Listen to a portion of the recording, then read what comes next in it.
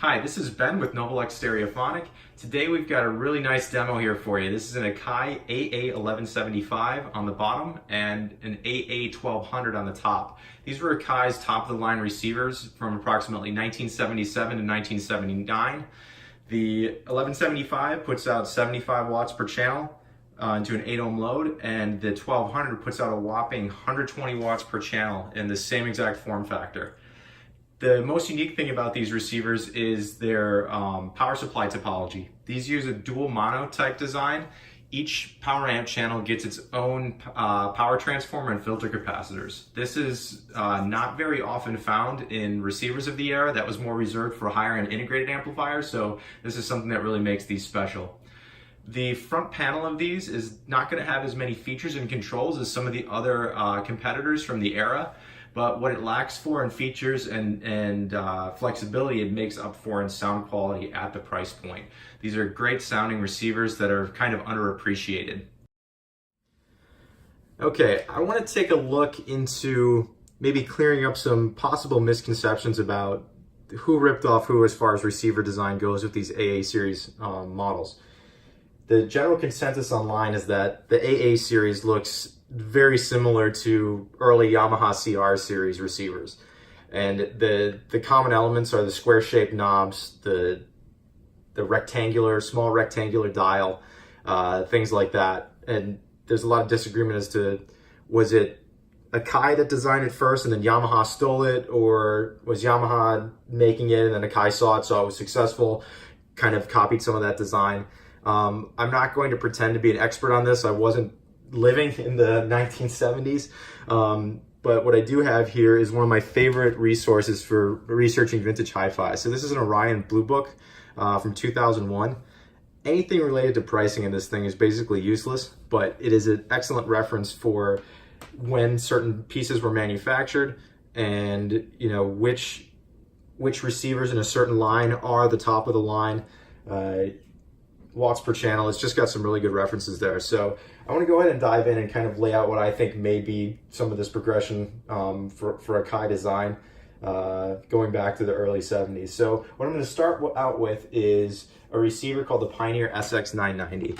So we're going to open this up and go to the Pioneer section. And the way that this is laid out is you have every brand alphabetically in order, and then they go through receivers, CD players, what have you, for all the various components that they may have manufactured. So we're in the receiver section for Pioneer. I'm looking for SX990. This was manufactured between 1971 and 1973, and it's showing 28 watts per channel.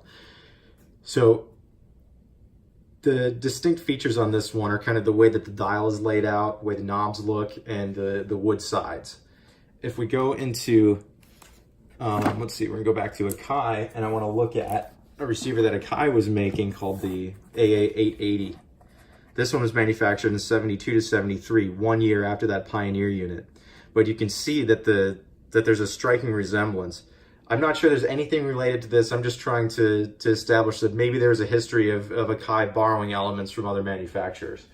So that's that example. Next is the big one. This is the Yamaha CR600 and CR800. We're gonna look at this and see if these dates can give us any information.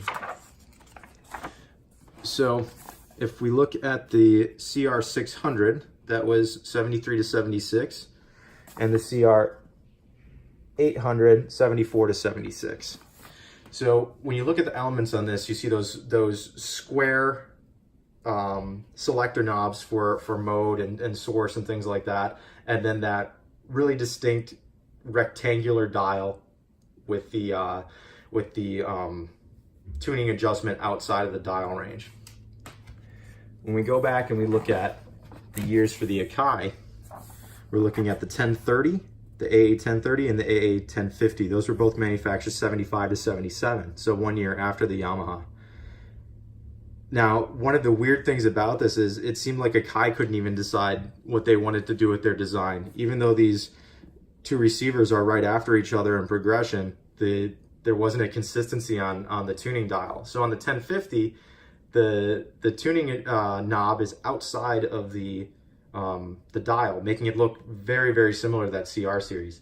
On the 1030, it's inside of the dial, and I think that's kind of where that swooping internal or integrated cutaway for the tuning adjustment may have started to take hold. So to me, based on these dates, it looks like Akai ripped off Yamaha, but I don't know if maybe one company was in R&D first, or maybe they just happened to come up with a very similar design.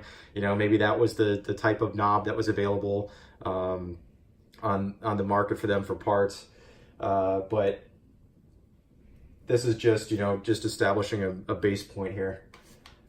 The next thing that we're going to look at is the 1175 and 1200. So these are manufactured in 77 to 79, which we can see here. 1200, 77 to 79, 1175, 77 to 79.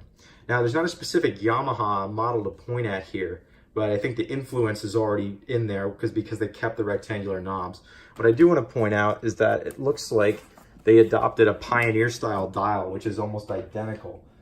So if we look at, for example, the SX-1050, that was 77 to 79, so in the same range. But if we look at the dials, they look very similar. So these dates are all, you know, I'm assuming this company that put together this blue book used the same reference for grabbing all of their date information. When I did cross-reference this to Hi-Fi Engine, they're very similar. They may not be exactly the same, but the progression is always the same. So that's that, just a little bit of you know, a reference into who may have come first with these designs. Okay, now we're going to take a look at the front panel of the 1200. I'm not going to show you the 1175 because it's basically identical. The only differences we're going to see are there's no watt meters on the 1175, and by default no watts meter selection switch. So otherwise they're completely identical on the faceplate. They're also pretty much identical on the inside. They share the same preamp circuit, the same tuner circuit, same tone stack, volume control PCBs, all of that is identical. The only differences are going to be in power supply, power amplifier board, and just this little piece of PCB for the filter that's got this watt meter switch on it.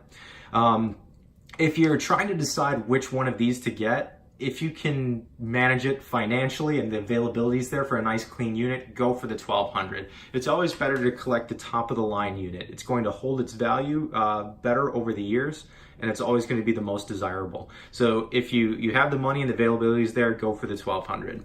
All right, I'm going to power this thing on. We're going to get the backlight on the dial. This is 3 wedge style lamps. Also, what I should go over here now, this dial is almost identical to Pioneer, even down to the little gold indicator there. This is the Yamaha influence here, and this round cutaway section is unique to Akai. All right, so let's power this thing up. We're gonna get that backlight, and then shortly after, the relay click. There's the relay. All right, we're gonna put this on aux mode, and I'm just listening to something on the aux jack in the back. Balance, left channel, right channel, and there is a center detent here. So as you notice, as I approach the center, you'll see it click in. That's a nice handy feature, so it's just without looking, you don't have to kind of line it up on that 0, it'll just click in right in the middle of the pot. All right, we already went over the power selector here. Also, these are very similar to Pioneer. In my opinion, this thing is basically a hybrid between Pioneer and Yamaha design, with Akai's little flourish with this dial indicator. All right, we've got a selector. You can select the B speakers alone, combine the A and B speakers together, or if you're listening to headphones alone and you don't want any speakers active, you can switch to the off position. All right, so we're gonna stay on A. Next up, we'll go through the tone stack. These are concentric. The back section of the pot is going to adjust the EQ for the right channel, and the front part of the pot is going to adjust the left channel. So I'm gonna take these both up simultaneously. This is our treble boost. Cut, the mid-range.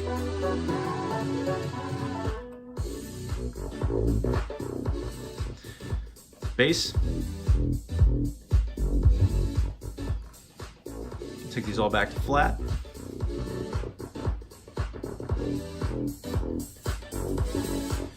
And as often with concentric controls, one of the pots is loaded up with detents, so you'll get individual clicks, and then the other one is on a smooth rotary.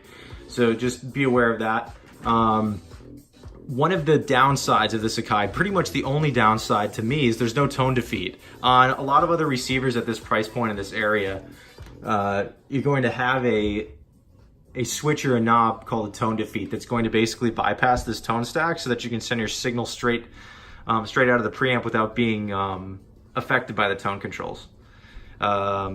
Basically, like I said, the only downside. Otherwise, this is everything that you could want. We got the stereo to mono switch, just mixing the left and right channel together down to mono. Loudness, this is going to boost the bass and the treble to make your mind perceive the signal as being more flat at low listening levels. So if we bring this in, here on low level, we're kind of lacking in bass and treble. Throw the loudness in, I'm listening very quiet, but it sounds more full. That's what our loudness knob does. The tape monitor, you're just selecting which thing you're actually listening to, whether it be a tape deck or a different source. Now there's gonna be some bleed on this. So right now we've got a signal coming into the aux. You can kind of hear it in the background there. So just be aware, there's a little bit of bleed in the tape monitor section. Source selection, we've got aux, phono. We can either do FM on auto, it's going to pick up FM if it can. On mono, it's going to force it into FM mono. And then we also have an AM tuner in this unit. A couple more things we got to look at before we move on. High and low filters.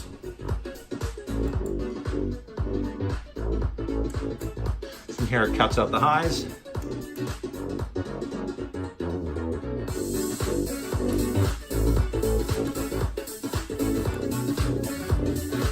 Bass there, and the watt meter. I'm going to turn the loudness and turn up the bass a little bit so we get some more action on this meter. All right, so we're looking right here. That's in 3 watt mode. If you go into 150 watt, it just changes the range of this meter so that when you're listening at higher levels, it's not constantly pegging the meter. And when you look at the meter itself, on the bottom section, it's going to read your wattage in the 3 watt section. The top is going to give you your 1 to 150 watts. All right, it's time to move into FM.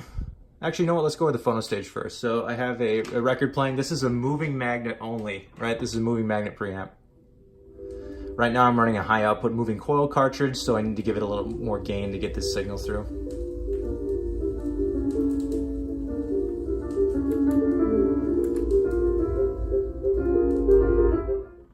All right, let's go into FM. Pretty good tuner in this thing.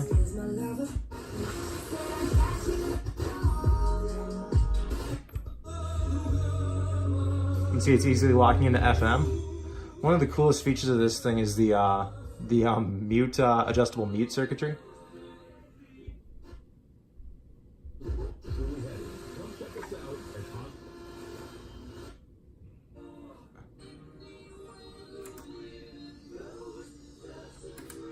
The problem is that picking up stations too well, I can't get this thing to kick in. There we go. Okay, so what I've done is I've made the muting very sharp. It's only going to unmute if it's got a really, really good signal. So as I pull it off and it unmutes, see how it's kind of struggling there to mute and unmute?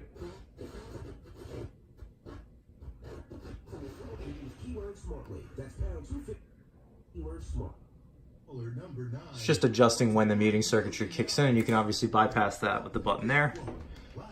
FM mono, it's the same thing. You can just see the stereo indicator goes away. Even if it's receiving a strong enough signal, it's still not going to kick into stereo mode. AM.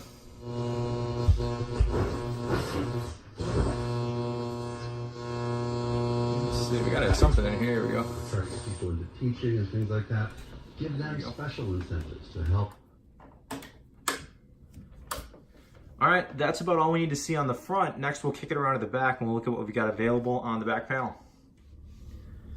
Okay, we've now got the 1200 spun around. And again, I'm not gonna show you the 1175 because they are completely identical on the back panel. That's just how a lot of these companies did it. You design one chassis, build multiple models inside of the same chassis. In this case, they were able to use mostly the same circuitry and just do different power amplifier sections. So quickly going over the back, we have all the antenna stuff. We've got our inputs. Again, only one phono moving magnet, auxiliary, 2 tape inputs, and we have a DIN connection for hooking up to something like an Akai reel-to-reel. Speaker outputs, we've got our A and our B jacks. Just keep in mind this warning up here. If you're running a single set of speakers, you're okay anywhere from 4 to 16 ohm. If you're doing the A plus B, you can't go below 8 ohm for the speakers. In other words, if you plug 2 8 ohm speakers into this and put it in A plus B, the amp is going to see a 4 ohm load. It can do that no problem. But if you put 2 4 ohm speakers on this and do A plus B, the amp is going to see a 2 ohm load, and that could cause problems. So make sure you check the impedance on your speakers before you plug them into this, and just make sure that you're not going to present a load to the amplifier that it's not going to like. All right, and then the final thing I wanted to go over here is just the kind of the misses, the things that Akai could have put on this unit to compete with other receivers and integrateds in this wattage range that are not here. So usually in a top of the line model from Pioneer, Kenwood, Sansui, you're going to have multiple phono inputs so that you can plug in 2 turntables at once and flip between your 2 turntables. Say you wanted to have a different drive unit or a different cartridge. It's kind of convenient to be able to plug in 2 turntables at once. This only has 1 input and only moving magnet. Some of the other high-end units would offer, in addition to a moving magnet, you'd also get a moving coil phono section. The other big miss on here is no pre-out main in. Usually in this section here, there'd be something that said preamp out, main amp in, and that allows you to run a processor in between your preamp and your power amp, which is usually the best place to put it. The other thing that allows you to do is use the receiver as a dedicated preamp, send its signal out to a power amp, or the other way, use some other standalone preamp and send it into the power amp section so that you would just use the power amp in this guy. So we have neither of those options with this. If you're planning to use it as a standalone single unit with no processor, you're not going to have a problem. I just wanted to point it out as something that probably shows why this unit has so much power, but it was a little bit cheaper than some of the other units from the same era and the same power range. Okay, the final thing that I want to go over in this overview is the similarities and differences on the inside of the 1175 and the 1200. Before we dive into that though, I want to show you some examples of what the top of this thing looks like. So this is the cover that goes on the unit. This is made out of about 3/8 inch plywood, and you can see that there's no wood veneer on this. If this was a wood veneer, real wood veneer, you would see about a 1/16 inch of material here that was distinctly real wood. This is a vinyl wrap. So this process is, I guess, a little bit cheaper. You do see it on some high-end receivers like the Sansui G22,000 is a vinyl wrap. It's not necessarily a bad thing. It's just know that if something happens to it, you can't sand and refinish it or re-veneer it like you could a different one. And going along with that, what you'll see in these is if the unit has been ran hot, the vinyl will actually shrink and you get an exposure of the plywood underneath. So in this one, it's just a little bit of heating caused this top edge to kind of start to shrink. If you're shopping for one of these and the top panel, you see all this like tan colored wood underneath, somebody probably ran that thing really hot. It may have less life on it. So if you're shopping for one of these and you see a really nice clean panel, that's a good indicator that this unit has been well taken care of over the years. All right, so let's jump right into this here. I have the screws removed from this little panel. This is only in the 1200. It's just some additional protection on the unit. So that's just a little piece of vented aluminum there. Once we have that cover off, you can see we've got some major differences in the heat sinks. This one is much taller and it's black. This one is sunken down a little bit. So we have more heat sink real estate on here, able to dissipate more heat. This thing's putting out a lot more power. The power transistors are completely different. Amplifier boards are the same form factor. It's this section here and here that's tied to the heatsink, but the component layout and components actually used are completely different. So we do have 2 different amplifier boards. Tuner board and all the stuff on the front is pretty much identical. And you can see we have this very Pioneer style way to light up the front panel. The power transformers are much larger on the 1200. They're exposed. We've got these sealed smaller transformers on the 1175. So in summary here, we've got kind of a unique set of units here from Akai. They deviated from the standard receiver model, which is usually either put in a really big toroidal transformer or do a single large regular transformer to have your power supply. These units have a power transformer and filter capacitor section for each channel. So that's what really sets these apart. The other consistency that we're noticing here is Akai went for the power, but they didn't necessarily include all the features that the other big boys like Pioneer and Kenwood and Sansui might have done.